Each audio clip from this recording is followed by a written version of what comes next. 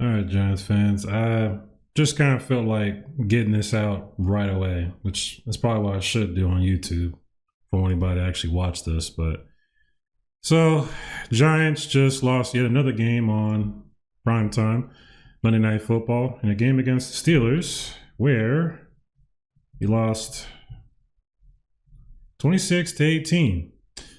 Um, yeah, we played okay for the most part. Tyrone Tracy's the future. I don't think there's any question about that. It's unfortunate we basically just ran him into the ground. If you notice, Dable seems to do that a lot with some of his players. He ran Tyrone Tracy in the ground, ran Malik Neighbors into the ground too, some games back. It'd be nice if we can get some other people involved, but I mean, if they got the hot hand, go with it. So, wasn't really against it, I suppose. But yeah, Tyrone Trace is the future. Malik Neighbors is the future. Unfortunately, I had a couple drops this game. One of them was pretty big, but 13 targets, 7 receptions for 71 yards. No touchdowns, unfortunately. Darius Slayton, 7 targets, 4 receptions for 108. My goodness. So, it was a decent game, but unfortunately, really the game just came down to one. I don't know what that was on that special teams play. I don't know if the players thought the play was whistled dead and they didn't have to try anymore. I have no idea. You played to the whistle, and I guess there was no whistle, so no excuse for that. Steelers get a punt return touchdown in Giants fashion. Big plays happening to us in inopportune times, and that's that. And then also the last couple drives from the Giants ended with 2 turnovers. First one being T.J. Watt finally getting to Jones and basically just swiping him as quick as you can blink, and the ball was his. And then the second time in 2-minute drill, Jones throws it to who I guess he thought was a 10-foot tall Singletary. Ball was way too high and basically gets picked off, and that's the game. What else is there to say, guys? This team, it plays hard. It plays very hard. The defense was getting gashed on the ground all game and thrown against all game in the first half. Second half, we had some big plays against us, but as far as the ground game, we basically made the adjustment and kept Najee Harris at bay. He couldn't really get any more crazy runs. So that was a good adjustment by our defensive coordinator. And I mean, that was pretty much the key. We stopped the run, and then the passes become a little bit easier to guard against. And so the defense basically did what it had to do. Dexter Lawrence was amazing as usual. Okereke had that strip and recovery. So that was really good against Russell Wilson. That was a big play. Yet again, I mean, the defense has flaws, but the defense, for the most part, this season has been solid and has done its job. The issue is the offense can't seem to do its job. And I guess that brings us to Daniel Jones. I don't think there's any question anymore whether or not he should be the starter. I think it's over personally. I've been on record where when he's had good games, I tell him I'd say he has good games or read off his stats, and I'm happy. If he had made the winning tying touchdown this game, I would have been happy. I would have came on here and gladly said he did great and, good for him.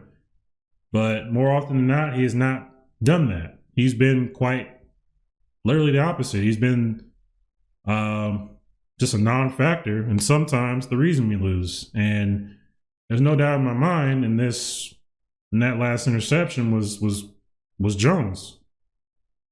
I know the line certainly has not done him any favors, especially ever since Adrian Thomas went down. I mean, we could see it's a mess. They signed a guy off the practice squad of the 49ers to come play left tackle instead of just putting Evan Neal there. I know Evan Neal stinks. Like, we saw him at right tackle, but he used to play left. Can we just try him at left and see what happens? Like, I don't understand why we can't just try him at left and see what happens. It can't be any worse than what we saw last night. And if it is, just take him out. But can we at least see? You know, he's just sitting over there on the bench, just staring at a ladybug or whatever, just literally out of the game. Let's just put him in there and see what happens at left tackle.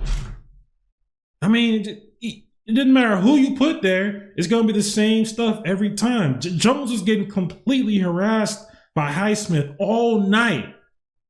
Can we just put Evan Neal at left tackle and try it? But you know, it doesn't really matter anymore because Jones, I mean, I predicted he would be benched after the Eagles loss. He did get benched in game, but he wasn't officially benched. So I was wrong on that.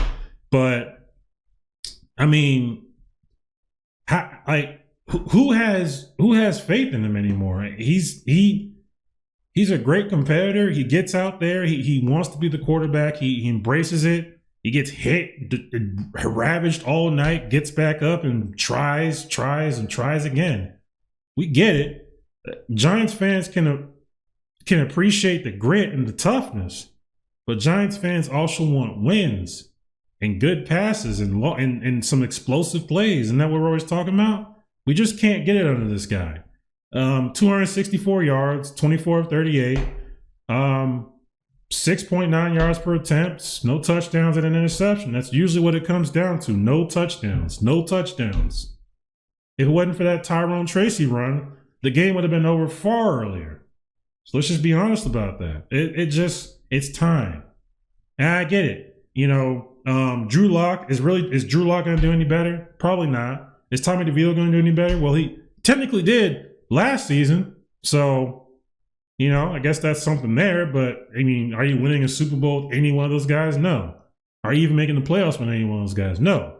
So it really doesn't matter what you do at this point. So I can see where some people would say, well, we might as well just start him. But what message does that send to your team when the guy who's not getting it done game in and game out is is put out there every week? How do you foster confidence in the team when it's becoming blatantly obvious that he's not the guy and he can't get it done when it needs to get done? At some point, just for the team's morale's sake, you have to bench the guy.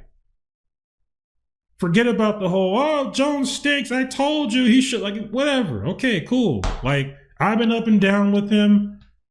I was all for him when he won that playoff game in 2022. I didn't care if the Vikings had the worst defense. We won a playoff game. Haven't done that in years. All for it. But 2023 happened. He stunk. He got injured. Okay, well, here's neighbors. Here's a new line. Let's see what you can do. He stunk. We beat the Browns and the Seahawks. None of those teams are that good. Let's just be honest. So we lost a very winnable game against the Bengals, who stink right now. We lost a winnable game against the Cowboys, who stink right now. The Vikings, the Vikings and the Eagles. Look, the Vikings, we get it. The Vikings at that point were clearly the best team in the league, or at least one of them for sure. And the Eagles, they look kind of sluggish against the Browns. So I'm thinking we could, whatever. They always have our numbers, so that's that. But there were some winnable games this season that he just didn't get it done. So it is what it is. It's time to bench Daniel Jones. I don't care if we don't win another game. That actually works in our favor. You can end the season. We play the Panthers at some point. That's probably the only winnable game I see from here on out, no matter who we have as starting quarterback. Maybe with Jones, maybe you get 4 wins, but we're gonna end the season with 3 or 4 wins. We're gonna be in contention for a new quarterback, and we're going to get that new quarterback. So at this point, to avoid the injury clause in his contract, I will just bench Daniel Jones and start whoever the hell you want to, and we're just gonna ride this season out. We're gonna get these young players to continue to develop this young nucleus that Joe Shane has drafted in here. Some of these new signings that hopefully will be here for some years to come. Hopefully, we can finally get a cohesive core on this team that knows and understands how to win, and we can finally get back to that place. But it starts, number one, with benching Daniel Jones. And it is what it is. You can say that's me hating or being a negative fan. No, it's not. And I think most fans understand it. It's the natural progression of things. When things don't go right, you look at the oldest person there. The oldest thing there is Jones. And I think we all understand when the owner declined to comment on Jones, like I said in my last video, the owner had a chance to talk. He declined to comment on Jones, which means his time is up. It's over. So, Giants fans, only takeaways I could take from here is that it's, the future is coming. The future seems bright. And as long as the staff makes the right move, and the right moves coming on, going on out, and has another strong draft, we could be right back into it. And maybe a year after that, maybe we can get back into talks of being one of these top teams. It's been a long time, but if Mara is going to stay true to his word and keep Dable and keep Shane, then maybe we have a shot. We'll have to see what happens. But as far as this season, it's over. It's over, and it is what it is. That's all I got, Giants fans. You guys have a great night, and yeah, win or lose, go Big Blue.